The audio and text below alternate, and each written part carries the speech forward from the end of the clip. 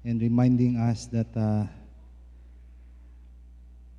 padayon kita no na atong Ginoo, pasalamat kita kay nindot kayo ang paglakaw sa uban nato ang Ginoo.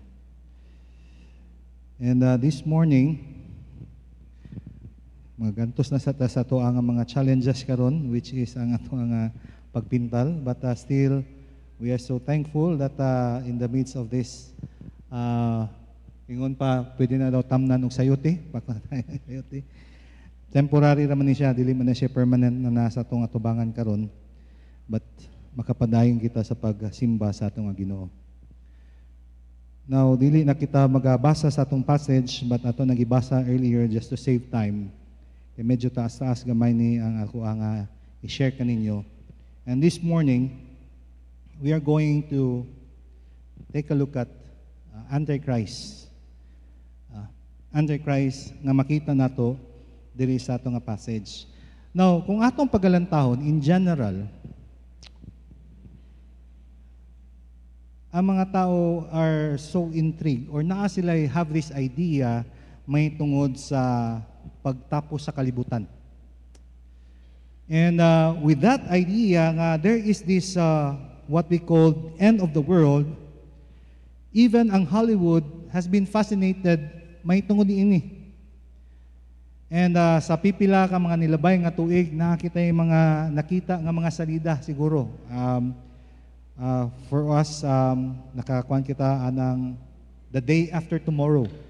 Nakakuan kita na, no? Or Deep Impact, the Armageddon. And kana sila nga mga salida, no? Na-amaze kita niyo pag grabe, no? Pagkuan katong Armageddon lang ang mga salida. Inaning may tabo, magtapos ang kalibutan. Or naapod ang ginatawag nga Independence Day, or daghan pa nga mga salida nga makita nato has been inspired by the minds of writers that there is this end of the world. And human ato, we hopefully that if we are really knowing interested of knowing how the end of the world, we cannot rely on films to tell us sa unsa nga pamaagi mahuman ang kalibutan. And majority ani nga mga films were just product of minds of these people, and dili sila and we consider it fictions. Dili sila reliable, dili sila fact. And with regarding I am warning everyone na kung kita fascinated of end of the world, now you may see materials in the internet. It's good that we have internets that we can find materials with regards to this topic, but just a warning that not all the materials that we can see or find in the internet are not reliable. And sa mga Sunday school, even in the end times eschatology, there are 3 views with regards to the end times. And importante nga mag-join. This is a promotion also to join Sunday school. Sa mga men na human namin sa hapit namin kakauman sa Book of Revelation. And we are just now studying eschatology, the 3 views of eschatology. Wala pa na mo gyapon na human ang isa pa ka bukong natunan. So we invite you to join Sunday school so that you will know more about end times. So before we continue, let us ask God for wisdom. Lord, we humbly come before you and we acknowledge that without the ministry of the Holy Spirit, none can really understand your word. And that is why, Lord, I ask that may you hide me behind your cross, that you alone and your word be preached this morning and be reminded of the truths that you have revealed according to your word. So, Lord, we thank you. Bless your word, O Lord. May your name be glorified and be magnified in Jesus' name. Amen. Now, going back on the first Sunday of this month, as we study about prophecies, the first Sunday, second service, I shared to you about the second coming of the Lord Jesus Christ. Now, we've been studying about prophecy na kitay kuan nga may tungod sa pagtapos sa kalibutan. And ako nga pag-ampo sa matag isa kanato that as we have been studying, hopefully that it can sharpen our appetite regarding the prophecies, no, the prophetic declaration in the Bible regarding about the end of the world. And sa tuwa lang, during sa tuwa nga mga services, gamay ra gid kayo nga panahon, dili gid nato matakol tanan, and it's been a challenge for us, even the pastoral staff, kami nagakuan nga lisod kayo, no, ang pagtuon ini nga prophecy, and it's not gonna be nga sa isa katindugan namo diri mahatag namo tanan ang unsa ang kani nga mga butang may tungod sa end times or the prophecies. So karon, no, last Sunday I shared to you what will about the second coming of the Lord Jesus Christ, and I revealed to you that during, no, the end times, the second coming, it has two phases. The first is the rapture, and the second is the revelation of the Lord Jesus Christ. And that is the end of the tribulation period. So karon nga kabuntagon, I'm going to discuss what will happen between the two phases. Kita sa tuang mga anak sa Ginoo diri sa Bethel Baptist Church, we believe on the pre-tribulation. We don't believe on the mid-trib or the post-tribulation. Now, this is kind of doctrinal, but kita, nagatuo kita nga mga anak sa Ginoo, we will not go through the 7 years tribulation period. Ug busa, kani karon nga kabuntagon, atong pagatun-an, that what is going to happen, no, between these phases after the rapture, the 7 years tribulation period. Mao kana atong pagatagaan karon nga pagtagad. So kinsa man nga personality who will be very dominant during the 7 years tribulation, kinsa man na siya, mao kana atong pagatagaan pagtagad sa karon nga kapanahon. And commonly, kung atong pagakuan, sa ato lang pagbasa ganina sa atong nga text, naibal-an nato nga kani siya, he is commonly known as the Antichrist. And dili nato makita sa ato ang sa passage ato adiri in Revelation chapter 13 si Antichrist diha. But we will understand later sa passage nga atong gipasa that the passage is focusing to the same person. And that is why the title sa tuwa is that the Antichrist. So, asa man nato makita ang pulong ng Antichrist? Now, there are 5 times nga makita nato sa pulong sa Ginoo nga nakita nato ang pangalan na Antichrist. And one of it is found in 1 John chapter 2 verse 18. The word of the Lord says, "Dear children, this is the last hours, and as you have heard that the Antichrist is coming, even now many Antichrists have come, that this is how we know it is the last hour." Now, kung atong pagalantahon kani, no, sa pulong sa Ginoo, naa di ang pulong nga makita nato ang word nga Antichrist. Gi-underline nato diha. Now si John is quite clear that there is this definite person nga tawagon siya si Antichrist nga magaabot. Now, gitawag siya nga Antichrist kay, of course, he is opposed to Christ. Dili gid siya ganahan. No, kung tanaw nato ang pulong word nga anti is substitute for, no? Ang prefix is substitute for or in place of. So ang pulong sa Ginoo nagapakita nga kani siya nga tao is fully controlled by Satan, and he will set himself against the Lord Jesus Christ. Iya gid kontrahon si Jesucristo.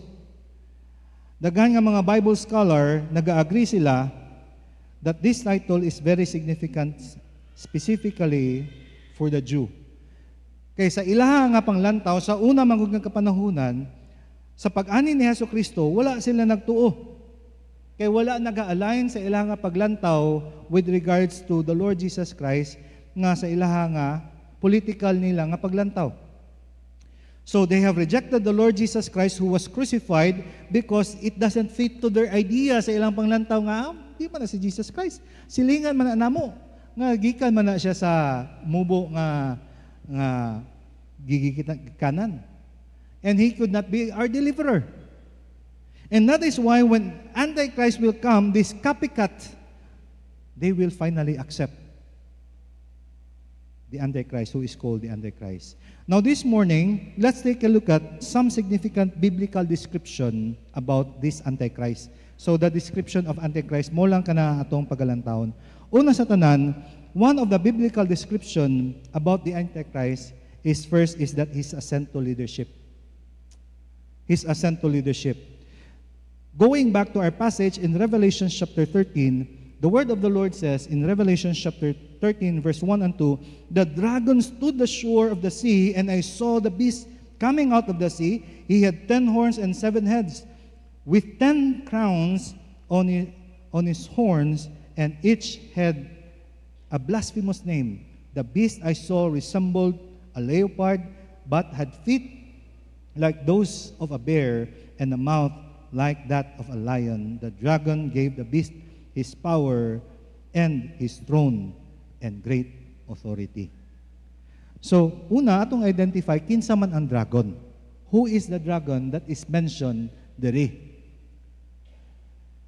Now, of course, when studying the scripture, it is important not to make right away of our own interpretation. We are not allowed to make our own interpretation ng kinsa man ang dragon, but let us allow the scripture to interpret the scripture itself. Now, kung atong pagabalikan on the previous passage in Revelation chapter 12 verse 9, it plainly states that the dragon is referring to Satan.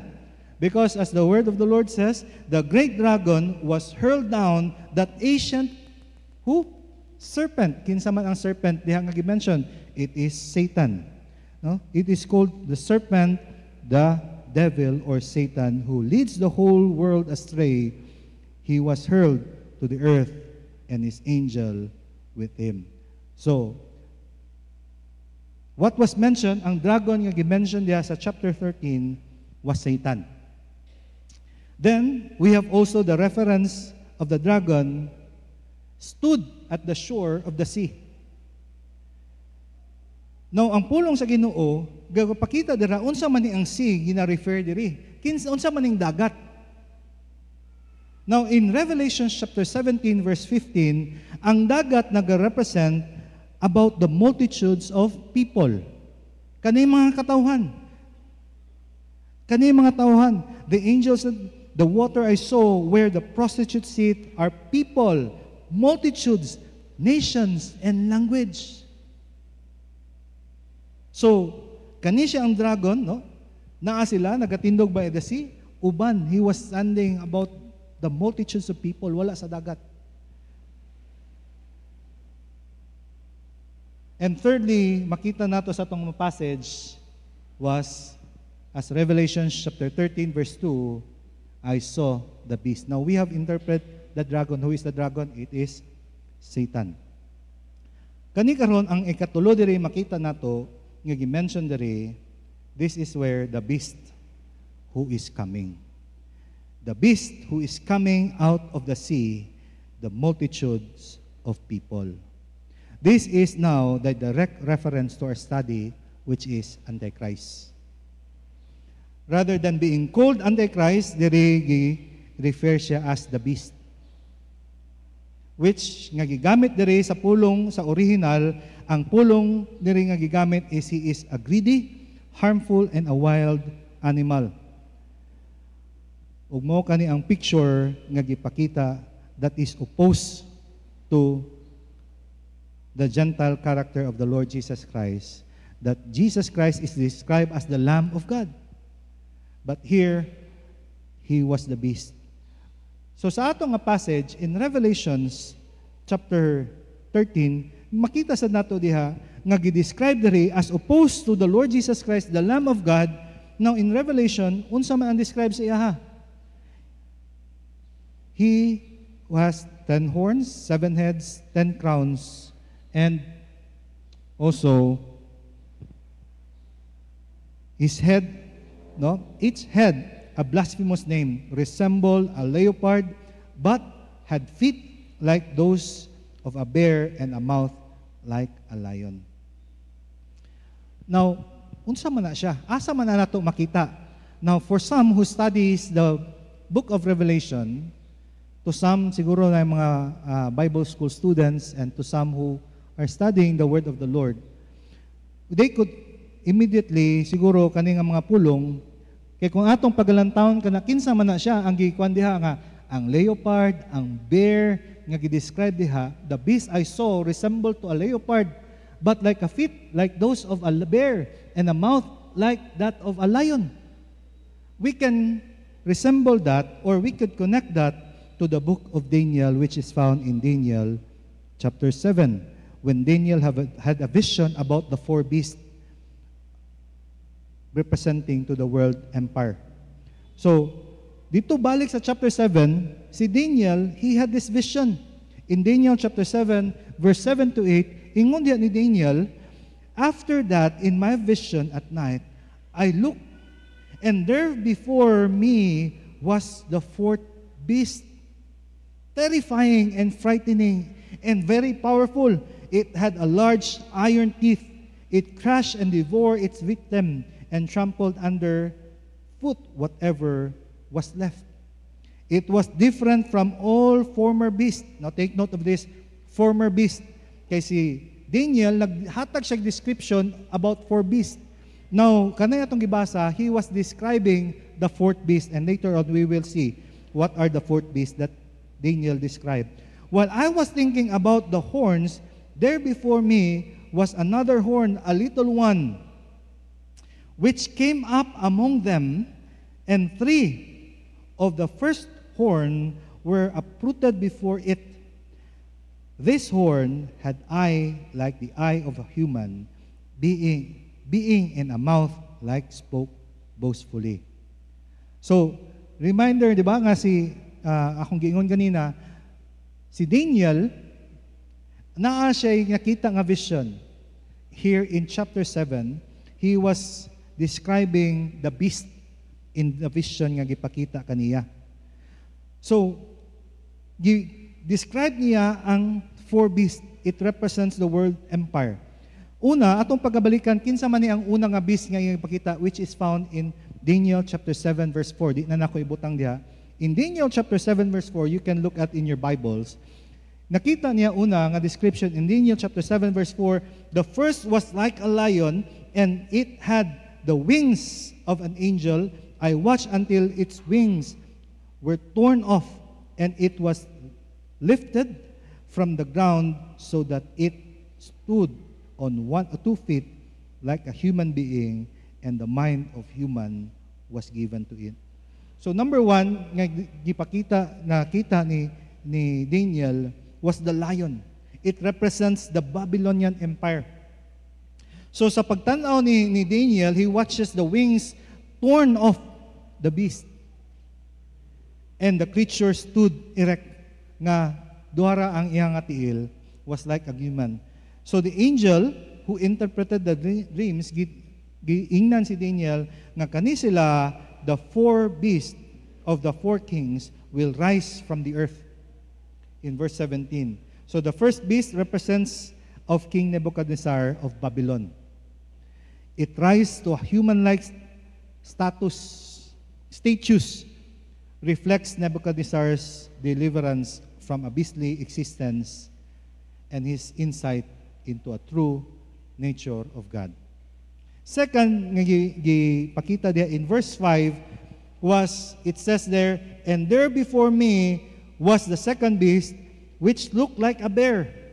It was raised up on one of its side, and it had 3 ribs, and its mouth between its teeth. So, una, ang bear, it represents the Medi-Persian Empire. No? Because the beast represents the Medi-Persian Empire, the rise up of one side. Ang creature nag-indicate that one of the kingdom part, Persia, which is Persia, would dominate. So the 3 ribs of the creature mouth symbolize the nation that will devour by the Medes and the Persian. And thirdly, in verse 6, gipakita po diha ni Daniel, after that I looked, and there before me was another beast, one that looked like a leopard, and one that its back, and on its back it had 4 wings like those of the bird. This bird had 4 heads, and it was given authority to rule. So ang ining ikatulo mo ang ginatawag the Grecian Empire. They were the Grecian Empire. So the 4 heads are predictive of the 4 ways of division of the empire following Alexander the Great's death. So after adto na nabulag-bulag man og upat ka empire ang nakuha ni Alexander the Great. So mo kana ang Daniel's vision of the ram and the goat gives further details sa Daniel chapter 8. And lastly dayon kato atong gibasa ganina, which is the unnamed beast. Katong wala niya na panganlan. Kay kung atong pagabalikan in verse 7 to 8, in my vision at night I look, there before me was the 4th beast. It was different from all the former beasts. Dili niya ma-describe. He can't describe it during that time. But in Revelation, it makes sense kung atong pagkatanahon sa atong gibasa kanina, in Revelation chapter 13 verse 2, unsay may giingon diha? The beast I saw resembled a leopard, but had feet like those of a bear and a mouth like a lion. So mo katong nakita ni sa vision ni Daniel, the 4th beast that he couldn't even describe, but in Revelation it was revealed. Sa pagtuon sa Daniel, ginatawag sa mga subject, Daniel and Revelation, kay link na sila sa interpretation, nagauban sila sa Revelations.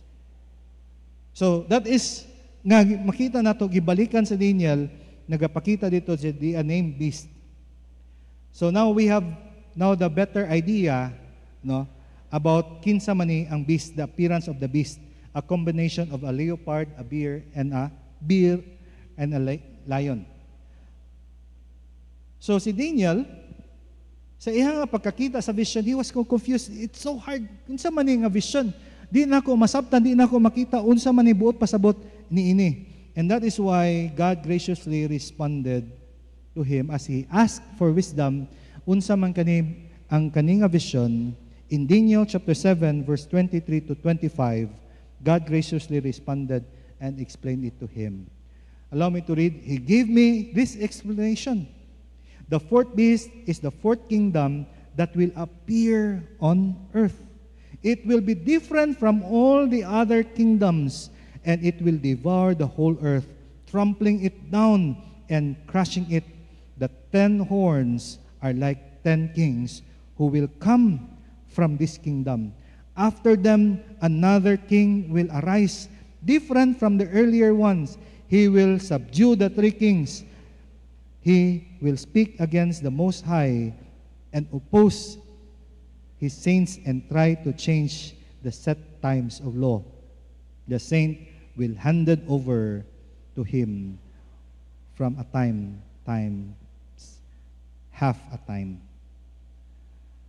So history tells us that the 4th empire that ruled the earth is the Roman Empire.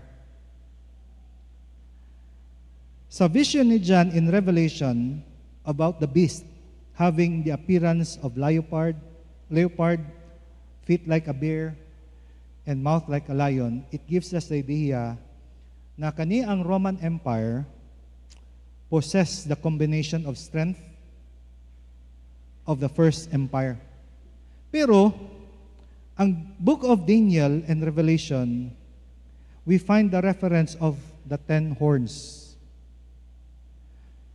Now, akong gitanaw kani ang 10 horns, allow me to read this one. 10 horns are often interpreted as representing 10 successive kingdoms or rulers that arise from a larger dominant empire. Sa man yung mga tanan ng mga dominant empire. No, daghan ato makita. USA siguro kung atong kuan karon, China ang uban maghimo sila pangalan.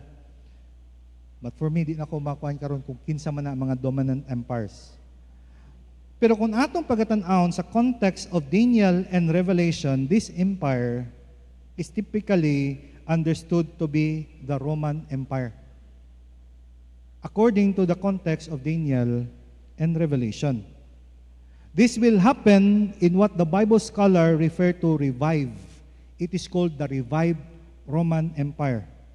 Kaya atong pagabalikan sa Daniel chapter 7 verse 24 and 25, after them another king will arise, different from the earlier ones. He will subdue the three kings. Earlier dito sa kwan, na ginatawag nga three little horns, or shall we call the Antichrist will rise to power after he subdue these three kings. Iya nga pag-i-overpower. So ang uban nga mga tao, nag-ingon sila nga kani si Antichrist, iyang i-assassinate kani ang mga three kings, kani ang tulo ka mga in authority. But you know what? Dili na nato na problemahon kung i-interpret, kung i-assassinate ba nila o dili. Kaya according sa pulong sa Ginoo in Revelation chapter 13 verse 2, unsay ingon diha? The dragon. Who is the dragon? Kinsa ang dragon? Satan. And who is the beast? Antichrist. Unsay buhaton ni Satan? He will give the power. He will give him the power to power and his throne with great authority. Whether patyon man niya or dili makaimik, kay he will be the most powerful. And that is why this time, the Antichrist, makita nato sa tribulation period, his ascent to authority. He will not, I don't know, no, i-assassinate ba niya or siguro tungod kay siya gamhanan, tungod kay tagaan siya gahom ni Satanas, he will have the power to be seated. He will trample, he will overpower these three kings. So some interpreted mo na to nga kwan i-assassinate, but mo na to atong nga kita. So the truth is reinforced by Apostle Paul in 2 Thessalonians chapter 2 verse 9, which says, the coming of the lawless one will be in accordance with the work of Satan displayed in all kinds of counterfeit miracles, signs, and wonder. So pag abot ani diri, daghan gid ma-amaze sa iya because he will display all kinds of counterfeit. One dito sa atong gibasa diha, unsay mahitabo ani? Ang kaning beast, he was assassinated. Grabe. Kay kung atong pagkatanahon, I saw his head and it has been slain, and his fatal wound was healed. Tungod kay pagtanaw nila, kani siya si Antichrist, dili siya beast tanaw na, kundi he was a person. He maybe according to the word is that pagtanaw ni John, nakita niya ang ulo that there is a fatal wound. So ang mga tao nakita nilang wow, kani siya buutan kayo, maayo kayo. But then he was slain, he was assassinated, probably di nato ibal ano. But he was healed. And tungod ni ana, there is a counterfeit miracle na buhi. Look at, follow me in verse 3 of chapter 13. Unsa may gibuhat sa mga tao? The whole earth was amazed and followed after the beast. They will worship now Antichrist. Kay grabe ni, mauna ni atong gihulat nga Misaya. Kay mo gini nagipatay siya pero gamhanan siya. But who gives him the power? Satan.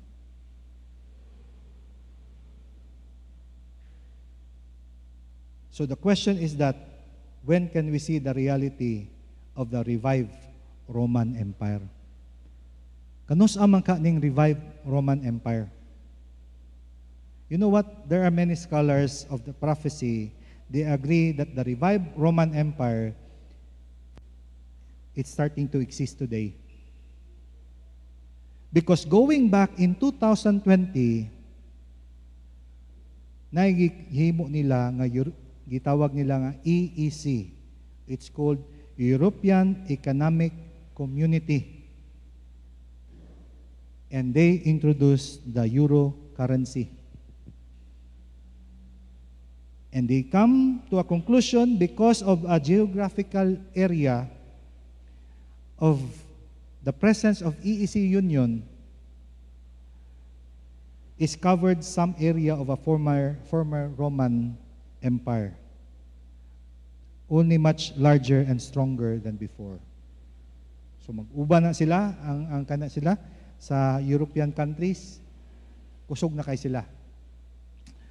So since makita nato diri nga isa ka mga butang nga probably mahitabo kay nagasugod na ang kanang mga movement.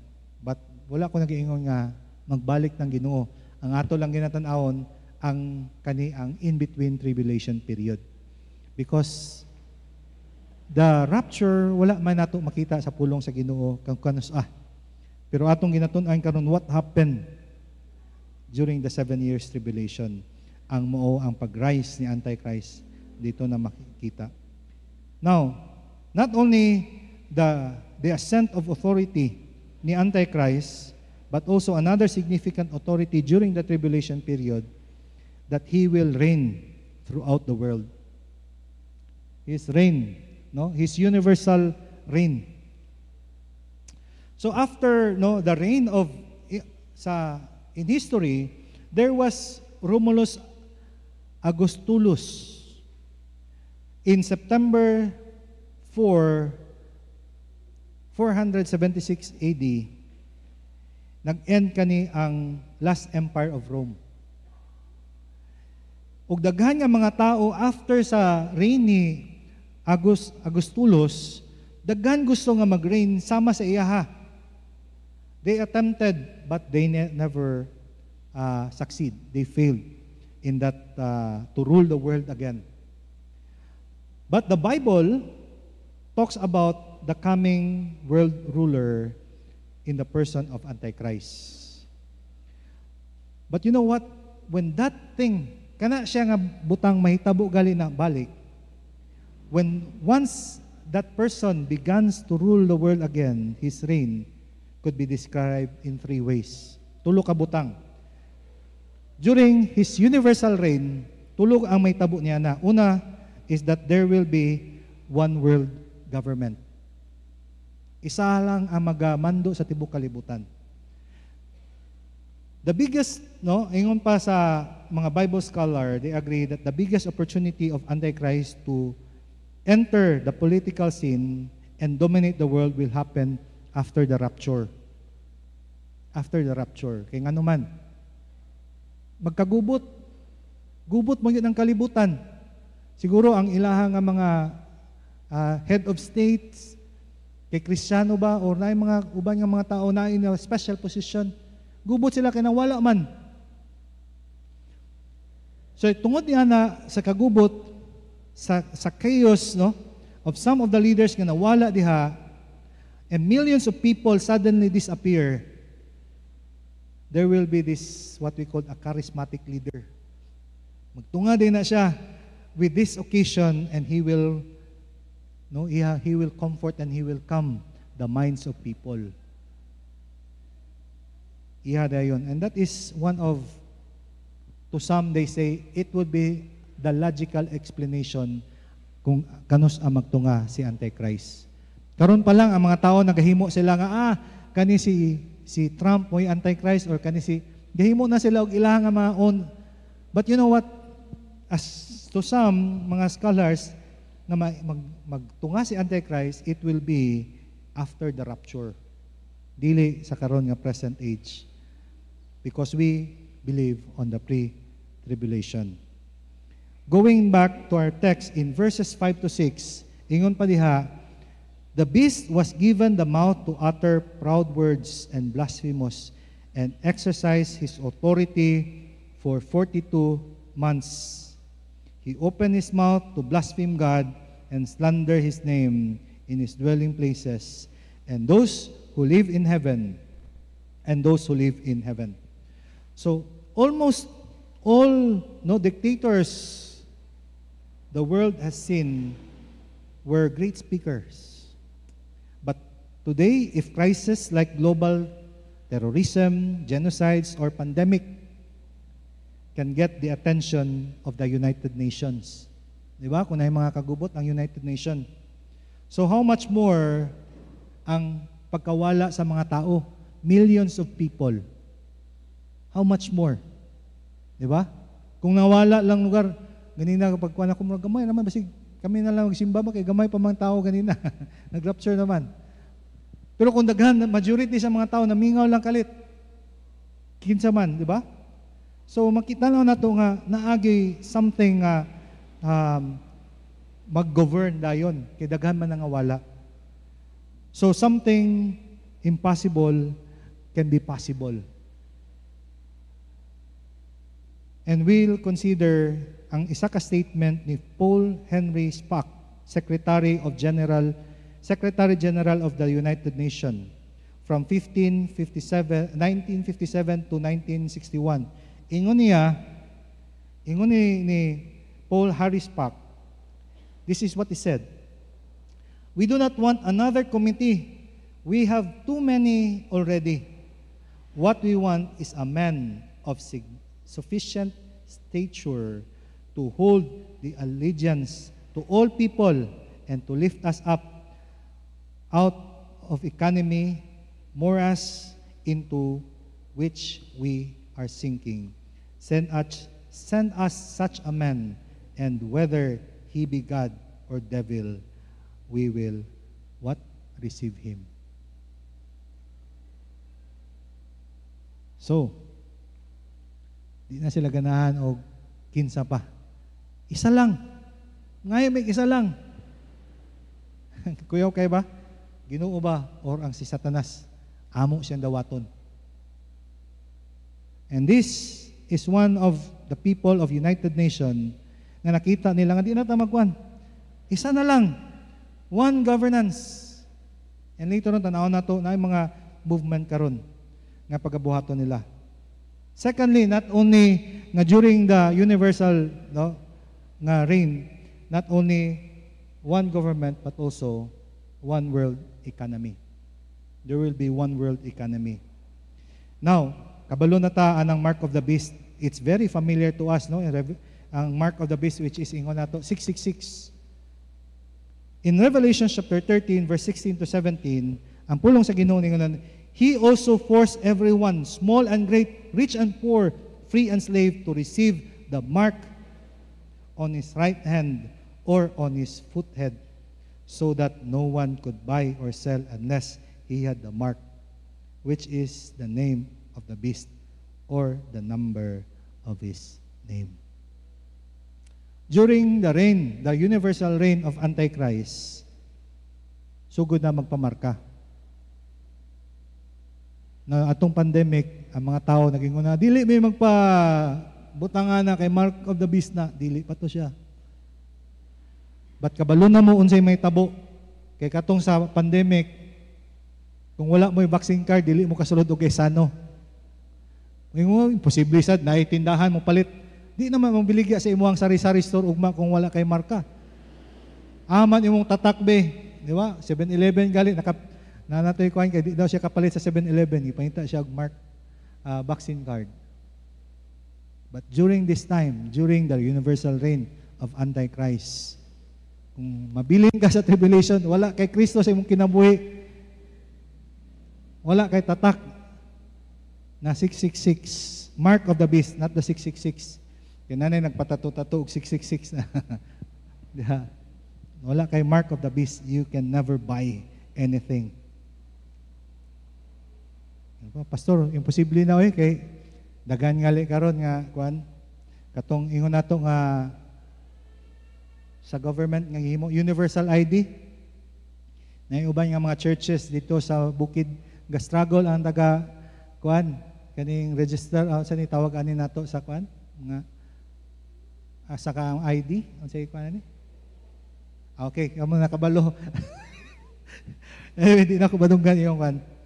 Struggle sila kay dili may magparehistro kay mark of the beast na. But those are things that ginagawa nila nga it's very possible nga may tabo. Di ba? Kay kung atong pagalantaw nahimo nag-ID, but kanang ID system nato nga isa lang mawala ra man na.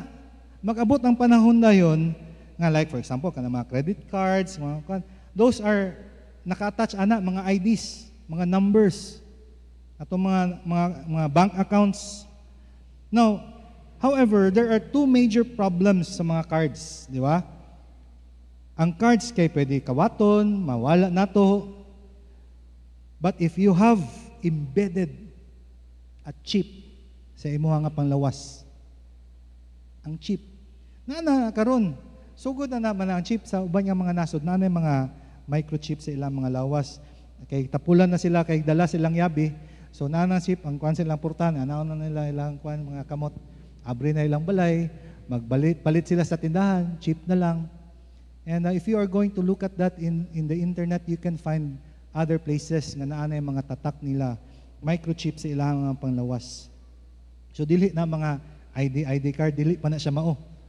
And there will come a time nga tanan nga atong mga transaction wa na cash. So sugod na ang kwan, okay, may mong kwan. Ano na lang dayon? Cashless society. Karon cellphone na lang gali, di ba? Okay, GCash. Diba? So inana na ang ato ang future nga paabot. But you know what? Ang UN na sila ginabuhat nga movement, ginatawag nila UN Legal Identity Agenda. Tibuok kalibutan. Their target in 16.9 legal identity for all, including birth registration by 2030. Their goal nga in 2030, there will be this universal identity. Tanan nga mga tao sa tibuok kalibutan gusto nila nga mabuhat na ni. But di pa na siya mauno, di na magpa-identity kay Kwan. Ang ilaha nga makita nila nga may usa, so mauban. And also, muna na ilang goal that 1690 by 2023, legal identity for all men including registration. So, appeal ang kuano sa mga anak. So, nagtuo sila that expert believe that it is the only way that we can make our society safer. Nga mailhan tanan, no, wala na tanan tao gyud registered. It can be safer. And not only that, it could also tackle a global problem for statelessness kanang uban nga wala sila state. Mailhan tanan. And kani sa ilang nga pagbuhat din ang UN entities to develop in collaboration with the World Bank Group a common approach to a broader issue of registration and a legal identity. Kaya kung mag-open ka og bangko, unsa may kanang lanon, ID. Imong identification. So tanan nga mga transaction, di ba? Kung karon ang tanaw nimo karon, magpa-verify ka sa imong GCash. No, i-face scan, magkuhan ka, present ka any valid IDs, driver's license baka, passport, anything that is valid, dili to pwede to ang school ID. Kaya pwede raman anything that is valid. And everything, no, tanan kapag kuhan, bisan unsa na nga bank, kanang bank, ila din na iadto din sa World Bank. So na tanan identity sa mga tao. Not only that, one world, no, economy, ang isa karon makita nato ang paspas galihok kani BRICS nations and the future of emerging market, one world economy. That is in 2023. And in lately lang there is a August 19 EAEU to develop comprehensive dialogue with BRICS country. And everything can be possible nga pag-abot sa Ginoo sa rapture there will be one world economy. And lastly, during the universal reign, there will be one religion. Since religion is one of the major sources of conflict today, isaon na nato tong religion. Dagan debate. Di ba? Gubot ra na. So isahon nato atong religion, isa na lang ka religion para walay gubot. Ingon na si Antichrist, isa na. Kamo nga kwan, Fundamental na pa. Ano ba? Fundamental baptism natin. Kamo nga religion. O kamo. No? Iusan na to para way gubot. Ama na to makita. Revelations chapter 13 verse 7 to 8. He was given power to make war against the saints, to conquer them. And He has given authority to every tribe, every people, language, and nation. All inhabitants of the earth will worship the beast. Isa na lang inyong simbahon. Ako gyud to inyong giulat. No? All whose names have been written in the book of life belonging to the Lamb that was slain from the creation of the world. No? So, muna nga, wala na ikwan. Dili na, lahi na isa na lang. Revelations 20 verse 4, I saw the thrones on which were seated those who had been given authority to judge, and I saw the souls of those who had been beheaded because of their testimony of Jesus Christ and because of the word of God. During the tribulation period, wala na mo opportunity makashare sa gospel. O makashare pa mo.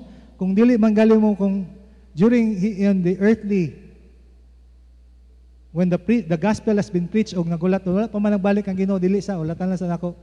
Mabilin mo sa tribulation period.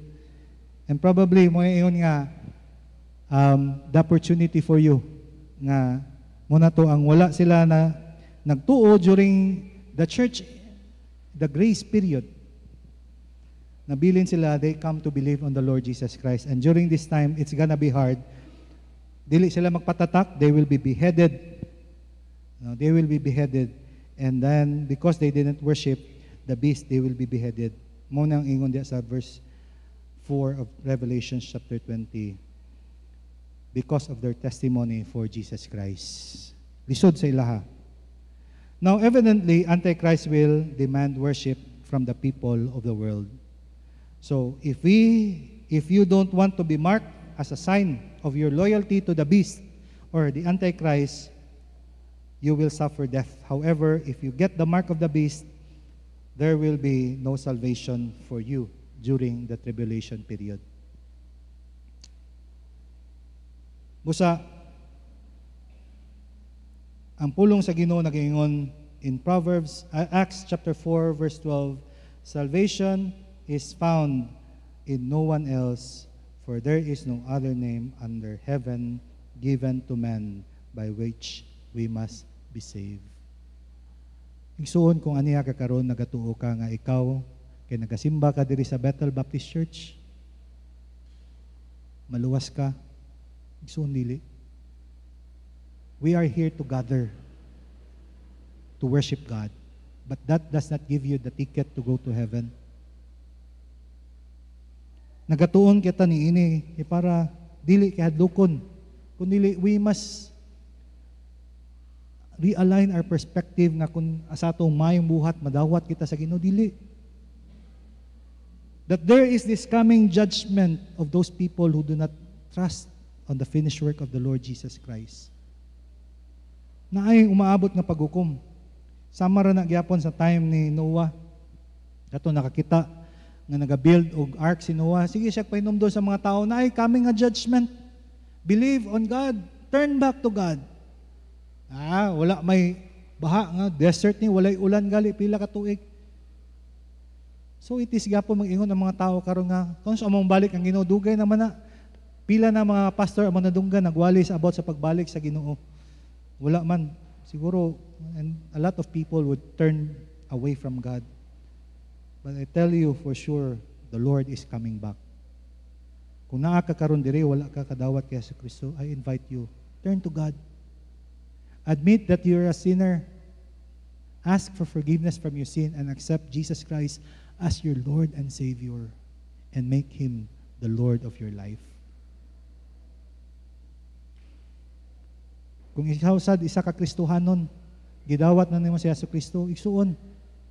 Pagdawat nimo kay Yesu Kristo, dili man nang human na diha kay palangit na ta. Let us continue to get to know God more in our life. Glorify God in our lives. Continue to be used by God. Dili lang ang pagsimba mo itong papangalagad na gisugo sa tuwa. Go and make disciples. Pastor, di ko kabalo maghimong disciples. Be involved. We have Bible study groups. Feel free to approach us. Mga pastoral staff, natay mga kwan. Let's get to know God. Ato ang hinaot ma-fulfill nato ang BBC, Bridge, Build, and Commission. No, we are on the stage of building and bridging and building.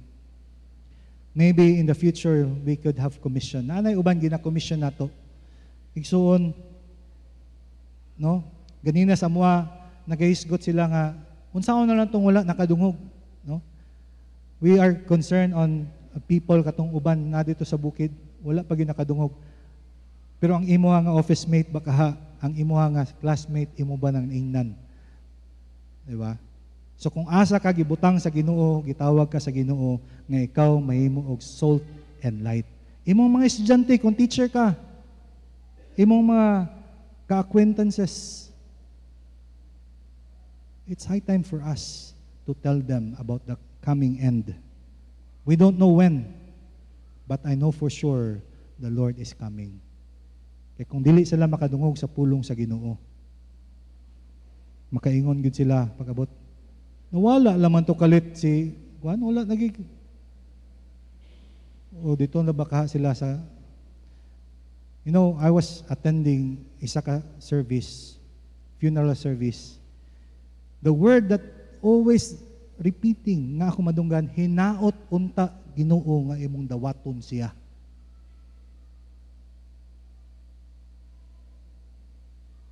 Di ba? There's no hope in that. It's chances. Hinaot. If you could just share to them the word of the Lord,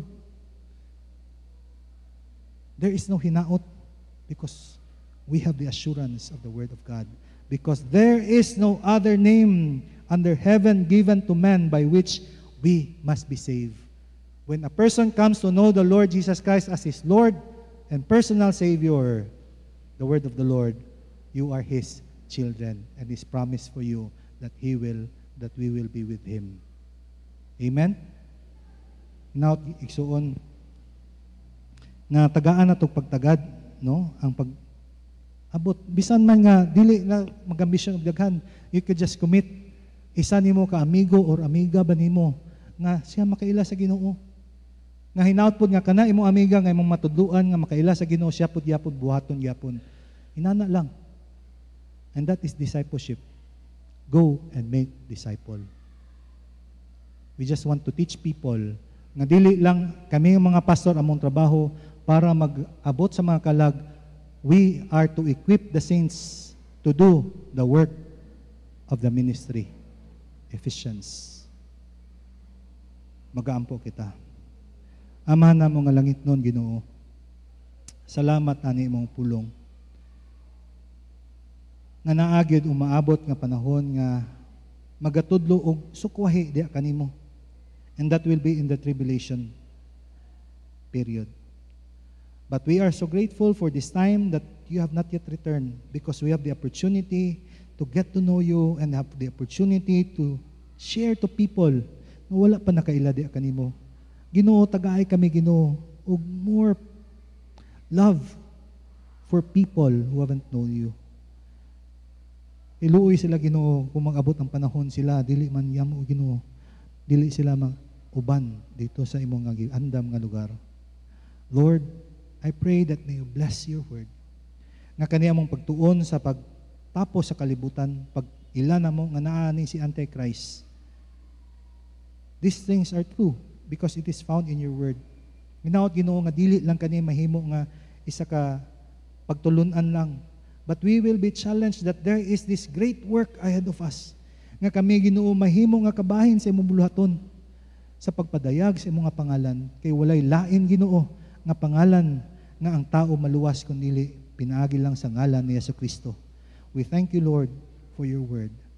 In Jesus name, amen. Mayong buntag sa tanan.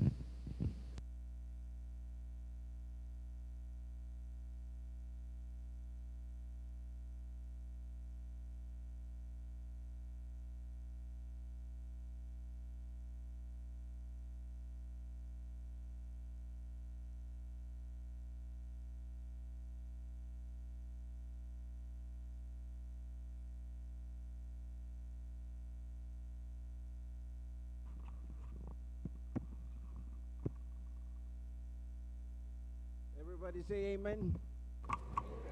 Lisod ba? Lisod ang sabto ng prophecy.